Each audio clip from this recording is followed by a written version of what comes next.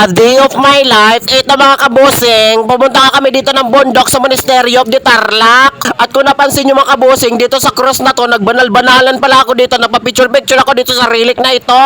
Ang totoo mga kabusing, feel na feel ko dyan hanggang sa lumapit ako dito kay Papa Jesus at humiling ako na sana gabayan niya ako parati at patuloy niya sana akong bigyan ng maraming biyaya at malakas na katawan at sana ilayo niya buong pamilya ko sa anumang mga kalamidad at mga kaibigan ko at buong mga tao na nanonood sa video ko. Mga kabusing, dito sa part na to, naiisip ko yung sarili ko noong mga kabataan ako na sobra talagang dinanas ko. Namimiss ko yung tatay ko hanggang sa pumunta na kami dito sa bahay ni bossing ko sa rest house nila. At ito nga, pagdating ko pa lang dito, naglakad-lakad ako dito. Oo mga kabusing, pagdating ko talaga sa bahay nila mga kabusing, lumamon ako agad dito.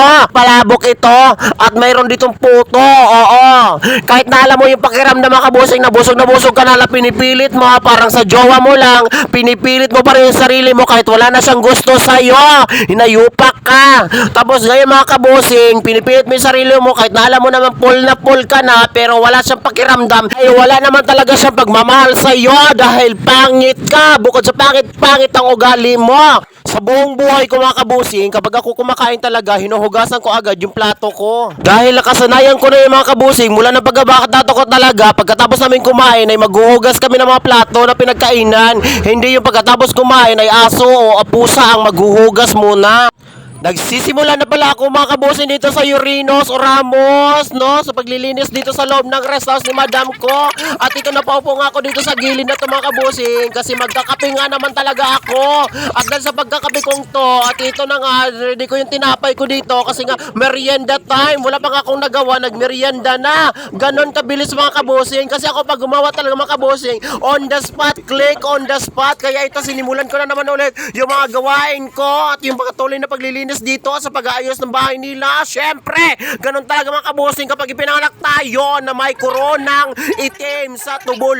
Minamadali ko kapag linis dito mga kabusing kasi baka darating na yung bisita ni boss ko at ito naka-ready na kayo mga niluto ko, di ba? O ayan, dahil makalmusal sila dito. At ito mga kabusing, sa pagmamadali ko nga dito sa paglilinis, ayan, nilinis ko pa dito, nagwalis pa ako dito, kulang na lang mag-crumbling ako dito sa napakalawak at malaking bahay na ito. Di ba mga kabusing, ayan, so sobrang bilis ko talaga dito maglinis mga kabusing kasi nga ayaw ko madatnan nila na marumi yung kanilang iniwanan na bahay. Hinabilin nga rin pala sa akin ang busing ko dito na harbisin ko to mga matataas na dito mga halaman at ipunla ko at itanim ko ulit mga busing. Ito mga tanim na nandito sa harapan na to, ay ako talaga nagtanim nito mga kabusing, kaya ganyan din kaganda. Kung gaano kaganda yung nagtanim, ganun din kaganda yung resulta mga kabusing. Kaya ito mga busing, binilisan ko dito para magtanim na talaga dito mga kabusing. O di ba nakita nyo yan, ang lawak-lawak na dito mga kabusing na magtatanim dito. Lahat naman nakikita nyo dyan mga kabusing, ako ang nagtanim dyan. Dahil nakita ko nga dito yung gripo mga kabusing na tumatago sa tumaawas yung tubig. Kaya ito kinumpuni ko na mga kabusing at inayos ko talaga mga kabusing. Nagmumukha ako talaga ditong tubero mga kabusing dahil nga naman mahilig din ako magkumpuni sa mga mga sira-sira. Kaya ito mga kabusing inayos ko at ayan, hindi na tumagos ang tubig.